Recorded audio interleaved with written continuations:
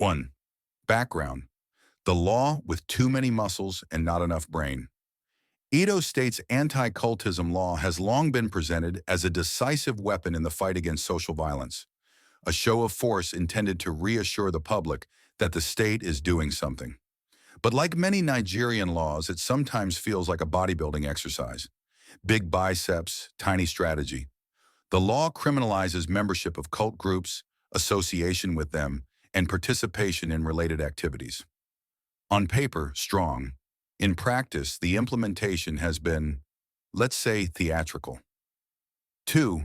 Core problem number 1, overcriminalization without distinction. One of the biggest issues is that the law treats the cultist ecosystem as a monolith. Actual violent organizations, campus fraternities groups that are essentially drinking clubs with matching polo shirts, innocent youths with a bad haircut or too much swagger, all receive the same treatment. The enforcement logic sometimes goes like this. Police officer: you dey walk for Ring Road after 7 p.m.? Youth: yes. Police officer: cultist confirmed. Enter motor. This broad sweep approach overloads the justice system, clogs detention centers, and distracts from genuine threats.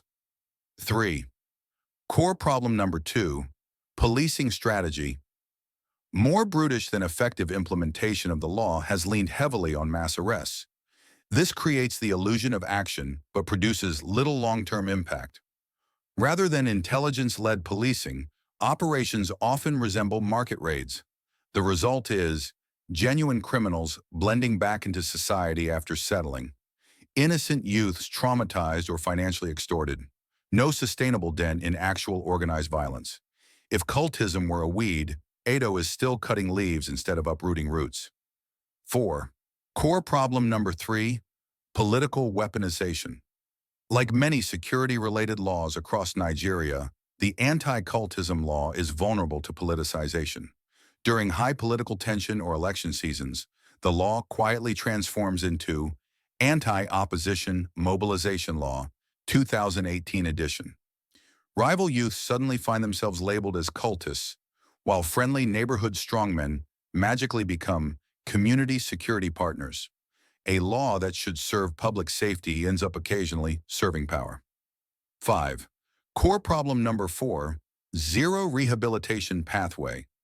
Every effective anti-cultism framework globally includes exit pathways: counseling, vocational training, de-radicalization, reintegration support ecosystem, mostly arrests, remands, and occasional press conferences.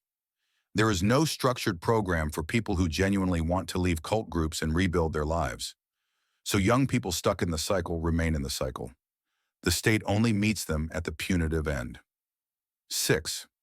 Core problem number 5, community distrust. Community relationships with security operatives in Edo are, to put it mildly, complicated. Many citizens fear reporting cult activity because they don't trust the police. They fear reprisals. They suspect information will leak. They believe the state focuses more on raids for camera than long-term safety. This breakdown means the law operates with one eye closed and one ear blocked. How to reimagine the law and its execution. 1. Narrow the definition and create tiers. The law should distinguish between organized violent groups, campus fraternities with varying risk levels, nonviolent associations, innocent social groups. A tiered structure allows proportionate penalties and targeted intervention. 2. Move from raids to intelligence. Adopt strategies based on surveillance, community reporting, social network monitoring, tracking weapons, not hairstyles. This reduces arbitrary arrests and builds legitimacy. 3.